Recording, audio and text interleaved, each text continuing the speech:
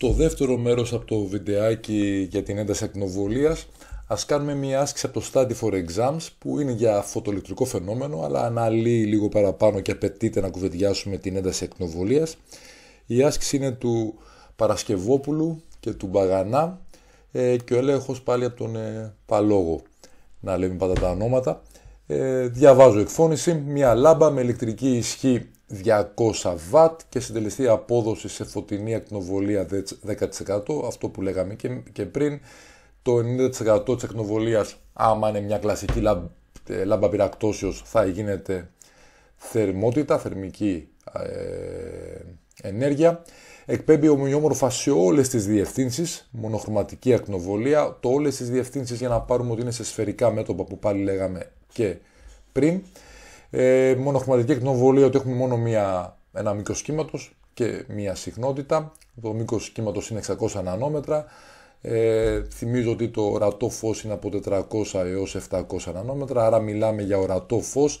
Ούτως ή άλλως θα δούμε ότι η άσκηση πάει σε φωτοελεκτρικό φαινόμενο. Το φωτοελεκτρικό φαινόμενο απαιτεί συχνότητες μήκη κύματος στο ορατό και στο υπεριώδες. Εντάξει, πιο μεγάλα μήκη κύματος υπέρυθρο δεν εξάγουν ηλεκτρόνια, φωτοελεκτρόνια. Η απόσταση 10 μέτρα είναι της μεταλλικής επιφάνειας, εμβαδού τόσο, ενός φωτοκυτάρου, δηλαδή της καθόδου δηλαδή πρακτικά, στην οποία τα φωτόνια προσπίπτουν κάθετα. Εντάξει, δεν σε νοιάζει ιδιαίτερα αυτό, ενώ ότι εντάξει, δεν θα σκάνει τα φωτόνια έτσι, θα έρχονται κάθετα στην επιφάνεια χοντρικά. Και οριακή συχνότητα των φωτονίων, κάτω από την οποία δεν εκπέμπονται φωτοελεκτρόνια, είναι τόσο. Τι μου δίνει εδώ πέρα? Τη συχνότητα κατοφλίου. Ποια συχνότητα είναι οριακή και με αυτήν οριακά βγάζω φωτοελεκτρόνια. Από αυτήν και κάτω δεν βγάζω τίποτα. Εντάξει. Ωραία. Πρώτο ερώτημα, να βρούμε το πλήθος των φωτονίων που προσπίπτουν στην κάθοδο ανά δευτερόλεπτο. Ωραία. Γυρνάω, τα έχω εδώ πέρα λίγο πάλι γραμμένα. Αυτή είναι η πηγή μου, σε σφαιρικά μέτωπα εκπέμπει και εδώ πέρα έχουμε μια επιφάνεια, την κάθοδό μου, εμβαδό καθόδου, για την οποία θέλουμε να βρούμε πόσα φωτόνια ανά δευτερόλεπτο προσπίπτουν. Okay. Αρχικά να κάνουμε μια μικρή αγκαρία, να φτιάξουμε λίγο τις μονάδες. Εντάξει. Εδώ πέρα βλέπω ένα νάνο, σας το γράφω χωριστά. Το νάνο είναι 10 στην πλην 9. Εδώ πέρα βλέπω ένα σέντι. Το σέντι είναι ένα εκατοστό, είναι 10 στην πλην 2. Οπότε, όπου χρειαστώ το μήκος κύματος που είναι 600 νανόμετρα, θα το γυρίσω 10 στην πλην 9, είπαμε ότι είναι το νάνο, 10 στην πλην 9 επί 600, κάτι πιο αργά της πράξης, 6 επί 10 στην πλην 7 μέτρα. Πάμε για το εμβαδό της επιφάνειας. Το εμβαδό της επιφάνειας που συζητάμε, δηλαδή της καθόδου, λέει ότι είναι 3,14. Πάει για το πίτορα αυτό, να κάνουμε καμιά απλοποίηση, το καταλαβαίνετε, σαντιμέτρα στο τετράγωνο. Άρα είμαστε 3,14 επί 10 στην πλην 2 μέτρα και όλο το κατοστό στο τετράγωνο. Άρα είμαστε 3,14 επί 10 στην πλην 4 τετραγωνικά μέτρα. Το κρατάμε και αυτό. Όλα τα άλλα είναι στο SI. Σημείωση. Οι τιμές που δίνει κάτω βλέπετε το H6,63. Εντάξει, τα άλλα είναι οι κλασικές τιμές που ξέρετε. Και μου λέει τα ζητούμενα μεγέθη να είναι σε ηλεκτρονιοβόλτ και με ακρίβεια 2 δεκαδικών ψηφίων. Προφανώς εγώ δεν θα κάνω τώρα πράξεις, οι τιμές δεν είναι καλές, έχει πιο ρεαλιστικές τιμές, οπότε με το 6,63 δεν θα βγάλουμε άκρη έτσι να κάνουμε πράξεις τώρα στο βιντεάκι, θα φάμε και πολύ χρόνο. Οπότε κομπιουτεράκι θα κάνετε, πατήστε κανένα pause, κάντε κομπιουτεράκι και κρατήστε μόνο 2 δεκαδικά ψηφία. Στις πανελλαδικές δεν θα είναι έτσι, θα το έχουν φτιαγμένο τις τιμές. Συνήθως θα δώσουν το H λίγο πιο απλοποιημένο, 6,6, 6,4 στο περίπου, και να είναι οι τιμές οι άλλες καλές, έτσι ώστε να βγαίνει μια καλή διαίρεση και ούτω καθεξής. Ωραία.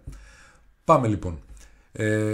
Πρέπει αρχικά να ξεμπερδέψουμε με την απόδοση. Εμείς ξέρουμε ότι η ισχύς μας είναι 200 V, αλλά έχει απόδοση μόνο 10%. Άρα η ισχύς της πηγής, θα τη βάλω τόνος, η ισχύς πηγής τόνος, είναι η απόδοσή μας επί την ισχύ που μου δίνεις.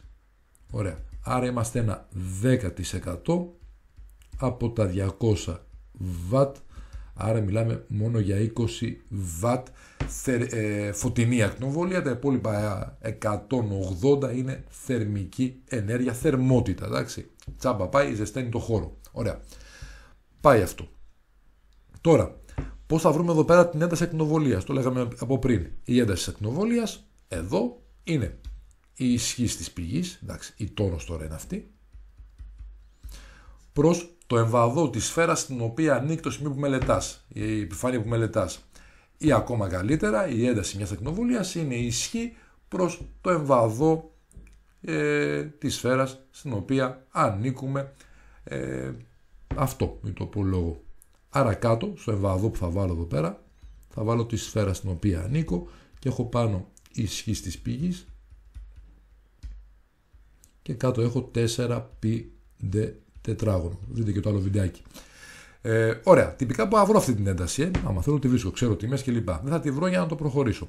Απ' την άλλη, αυτή εδώ πέρα η ένταση που βρήκαμε από την προσέγγιση της πηγής με την προσέγγιση της πηγής είναι ίση προφανώς, η ίδια ένταση είναι, άμα το δούμε από την άποψη της επιφάνειας την οποία μελετάμε. Και έτσι θα είναι η ισχύ της καθόδου, δηλαδή των ηλεκτρονίων που προσπίπτουν, των φωτονίων που προσπίπτουν στην κάθοδο, προς το εμβαδό της καθόδου. Okay? Αυτά τα δύο είναι ίσα. Οπότε έχουμε αυτό ίσον αυτό και πάω να ανοίξω. Ωραία. Η ισχύ της καθόδου θα τη γράψω ότι είναι η ολική ενέργεια των φωτονίων που προσπίπτουν στην κάθοδο προς τον χρόνο επί κάτω α καθόδου. Η ολική ενέργεια των φωτονίων είναι νη φορές το φωτόνιο ενέργεια ενός φωτονίου, οπότε είμαστε από τη μια πλευρά αριθμός φωτονίων προς το χρόνο που προσπίπτουν στην κάθοδο επί H επί F προς το εμβαδό της επιφάνειας της καθόδου και από την άλλη έχουμε ισχύ της πηγής προς 4π τετράγωνο. Άμα λύσω προς αυτό που ζητάμε, τον αριθμό των φωτονίων που προσπίπτουν στην κάθοδο, θα είναι κάπως έτσι.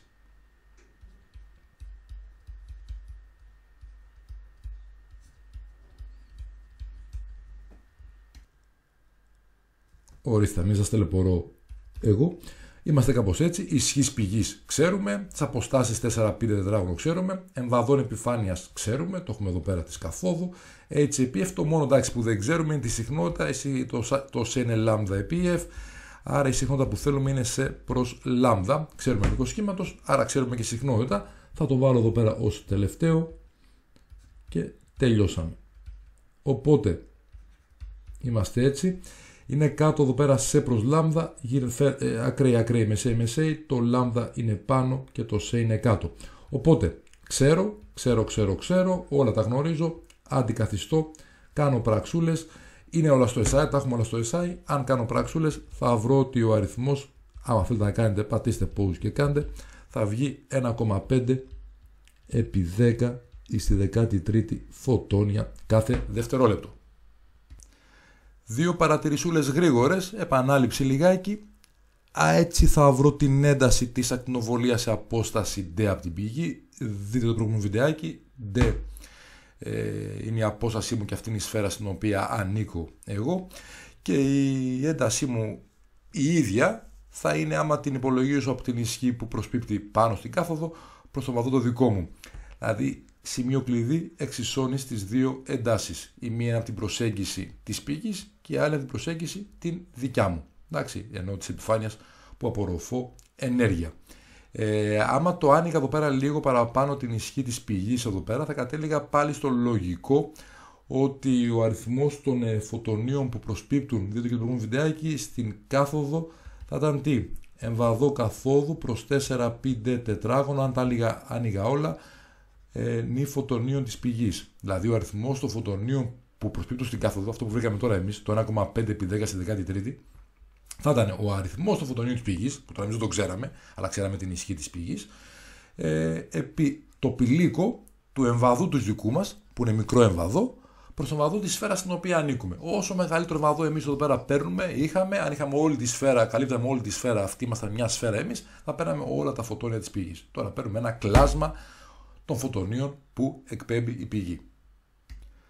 Πάμε στο δεύτερο ερώτημα, να βρούμε το έργο εξαγωγής του μετάλλου, καθώς και τη μέγιστη κινητική ενέργεια σε ηλεκτρονιοβόλτ που εκπέμπονται από την κάθοδο όταν σε αυτή προσπίπτει φως από τη λάμπα. Ωραία, για το έργο εξαγωγής θα πάρουμε την φωτοηλεκτρική εξίσωση του Einstein, να πούμε και πώς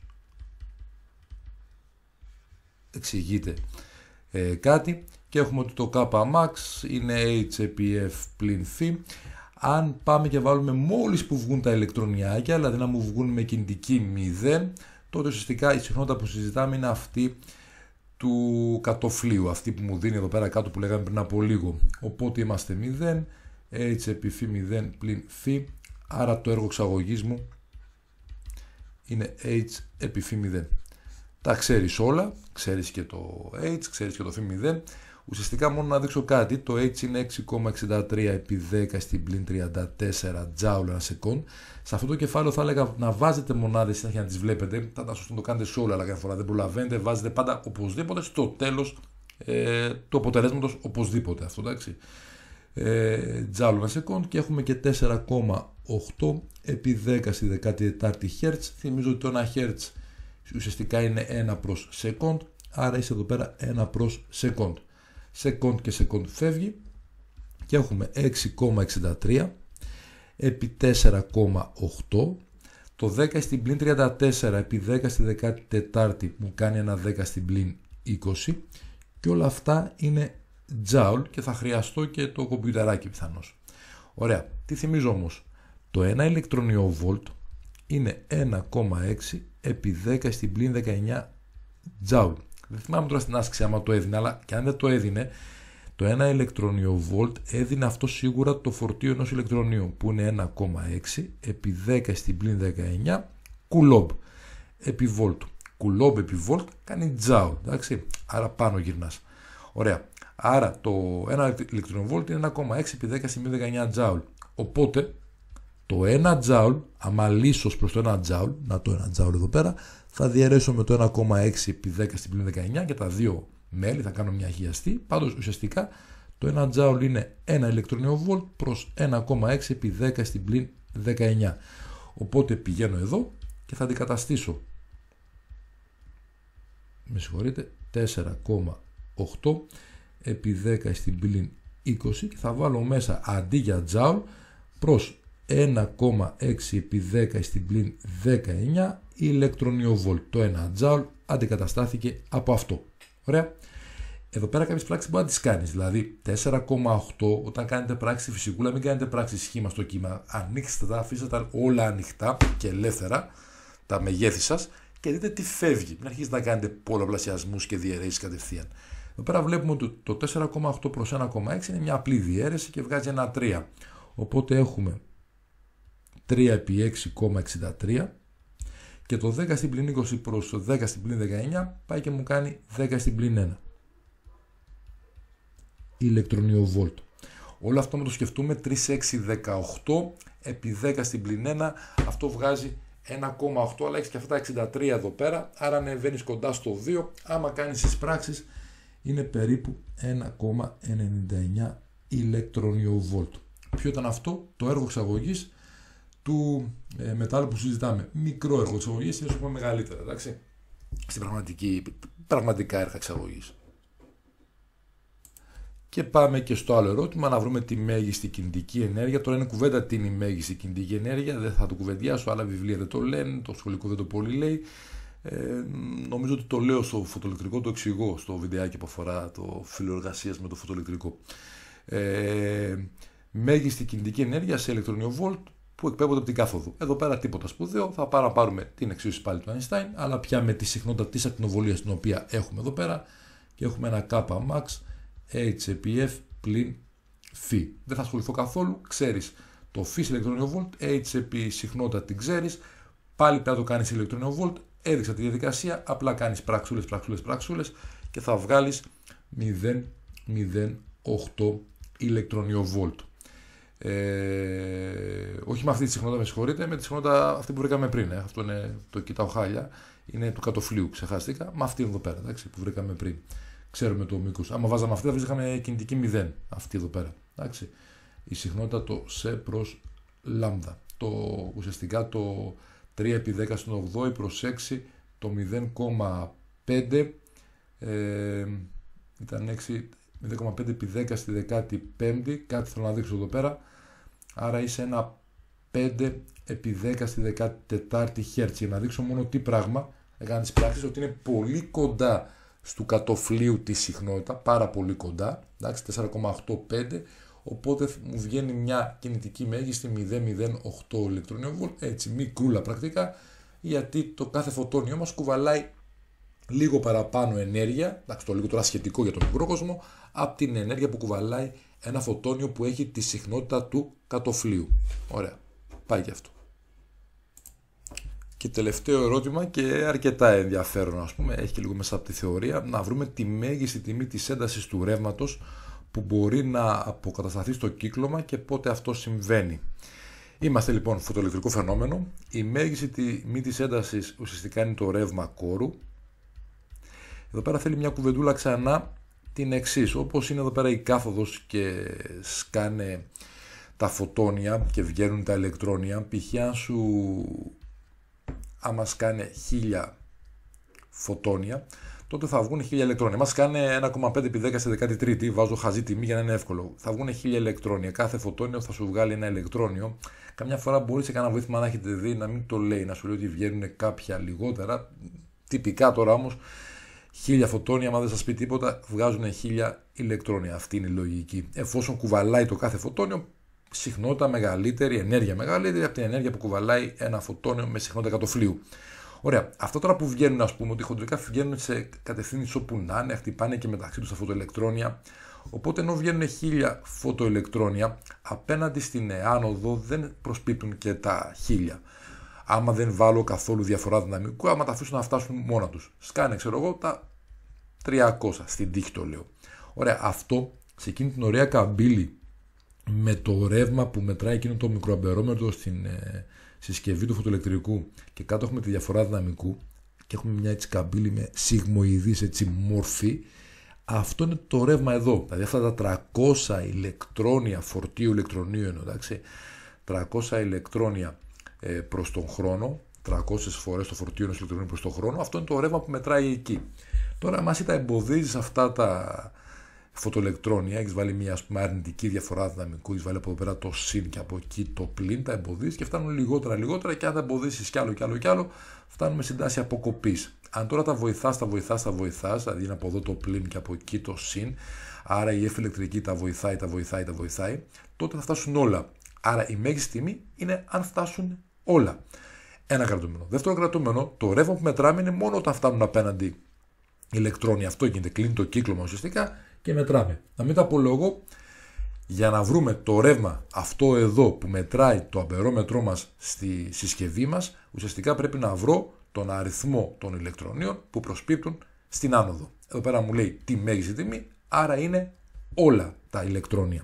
Οπότε έχουμε όλα τα ηλεκτρόνια να φτάσουν, άρα ο αριθμός των ηλεκτρονίων που φτάνουν στην άνοδο θα πρέπει να είναι ο αριθμός όλων των ηλεκτρονίων που φεύγουν από την κάθοδο, να είναι όλα, να είναι το μέγιστο, και όλα, αν είναι, ουσιαστικά μιλάμε για όλα τα φωτόνια που είχαμε. Εντάξει, σαν αριθμό. Οπότε μιλάμε για 1,5 επί 10 στη 13η ηλεκτρόνια ανά σεκόντ στην άνοδο. Ηλεκτρόνια ανά σεκόντ στην άνοδο. Ωραία, μετά είναι εύκολο. Το ρεύμα είναι Q δια T. Εντάξει, το Q είναι το φορτίο, το συνολικό που προσπίπτει στην άνοδο. Άρα είναι ο αριθμός των ηλεκτρονίων στην άνοδο επί το φορτίο ενός ηλεκτρονίου, εντάξει, προς το χρόνο. Άρα είμαστε 1,5 επί 10 στη 13η επί 1,6 επί 10 στην πλην 19. Αυτή η πράξη είναι σχετικά εύκολη, εντάξει, αυτό κάνει 10 στην πλην 6, 1,5 επί 1,6, 2,4 επί 10 στην πλην 6 αμπέρ ή αλλιώς 2,4 μικροαμπέρ. Αυτή ήταν η άσκηση, μια χαρά άσκηση είναι, ωραία είναι. Διάφορα πράγματα που θα σκεφτείς και να κουβεντιάσεις. Το πιο απλό κομμάτι ήταν αυτό εδώ πέρα, ας πούμε, και πολύ συχνό. Πιο έτσι σπάνιο λιγάκι το πρώτο, να βρούμε τα φωτόνια, όχι σπάνιο, εντάξει, αλλά θέλει λίγο κουβεντούλα. Και το κάτω είναι ωραίο γιατί εξηγεί πάλι το διάγραμμα αυτό που είναι η ουσία, ας πούμε, του φωτοελεκτρικού, πειραματικά, τι καταλαβαίναμε και τι κάναμε. Εντάξει, μην το πω λόγο, χαιρετώ.